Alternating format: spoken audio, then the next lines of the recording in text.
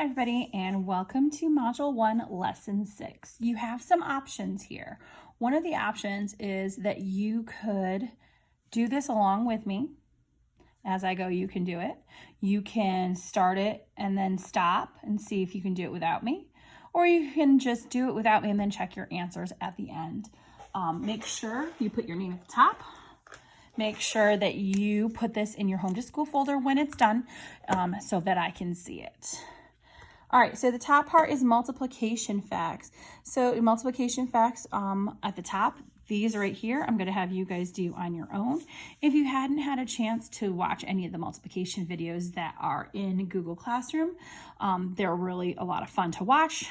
They make me giggle, and we'll play them a lot when we do them in school too.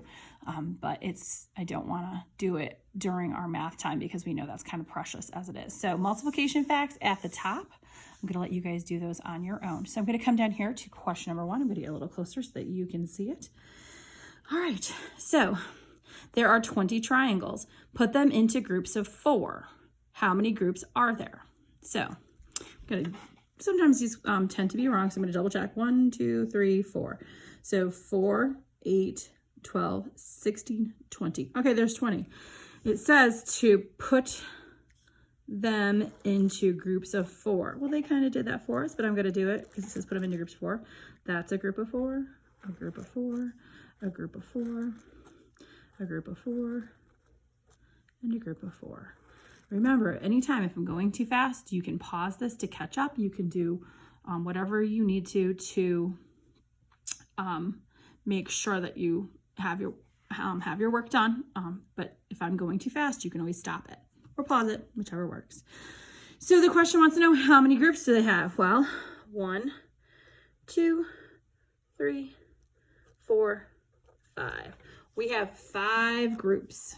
That's all that is for question number 1. So for question number 2, Don puts 9 sheep into pens.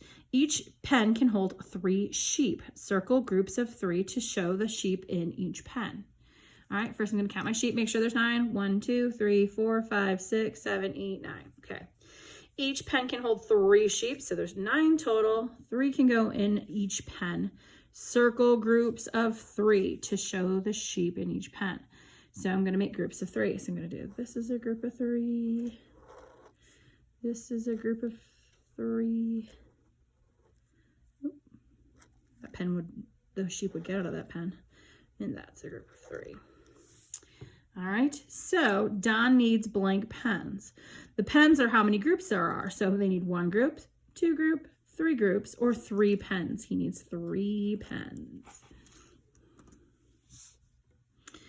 And so we have, how many groups do we have? We have 3 groups times 3 sheep in each pen equals 9.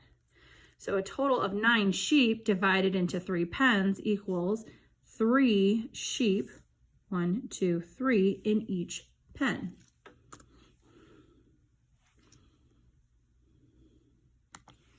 Okay.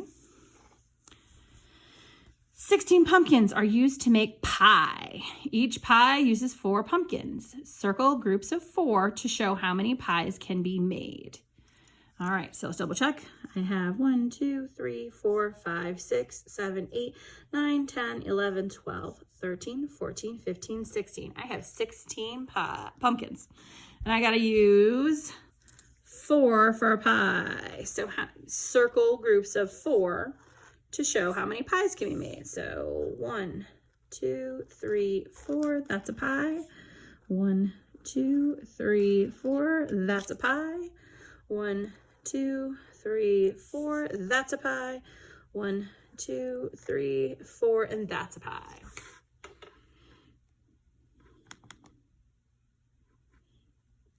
All right, so they can make how many pies? So how many groups do I have? I have 1, 2, 3, 4 pies. 4 groups, 4 pies. All right, so how many groups do I have again? I have 4 groups times 4 pumpkins equals 16. 16 pumpkins. So if I have 16, oops, sorry, that makes it a little hard if you can't see it. 16 pumpkins divided into 4 groups equals 4 pumpkins in each group. All right, so draw an array with 3 rows of 5. Oh, so I'm gonna make a little line here. So remember, I want 1 row, 2 rows, and 3 rows. They gotta go across, rows go across. And I'm gonna do 3 rows of 5. So I'm gonna do 1, and you can do any shape you want to. 2, 3, 4, 5. 1, 2, 3, 4, 5. 1, 2, 3, 4, 5. Oops, sorry, because we got a little out of the frame there. So I have 3 rows of 5. So there's my 3 rows, and there's 1, 2, 3, 4, 5. Now notice how I tried to line them up so that even the columns going down are even. So I have, what times 3 will give me 15? Well, I have 3 rows, so they want to know how many are in each row. So I have 1, 2, 3, 4, 5 in each row. Then I have 5 rows times how many, or 5 in each row times how many rows? Well, I have 1, 2, 3 rows. I have 15 divided by 3, so I have 15 total counters. So I counted them at 5, 10, 15, and I divide them into 3 rows. How many are in each row? There's 5 in each row. 1, 2, 3, 4, 5. 15 total counters divided into 5 into each row. So how many rows am I going to have? 3. This is a great example of how, if you know multiplication facts, you'll be able to do your division. And if you know your division, it'll help you with multiplication. They're besties. They're besties. Multiplication and division hang out. They're besties. All right, so this one I'm going to have to back my camera up just a little bit for. Maybe we'll see. This might be the better way to do it. Alfonso arranges 12 desks into rows of 6 for the classroom. Draw an array to represent the problem. So 12 divided by 6 equals what?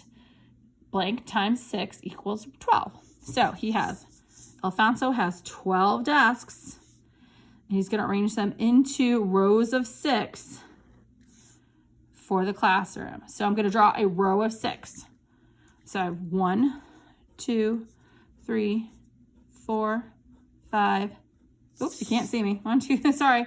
1, 2, 3, 1, 2, 3, 4, 5, 6. That's a row of 6, but I need 12 desks. I only have 6 desks. So I got to make another row of 6.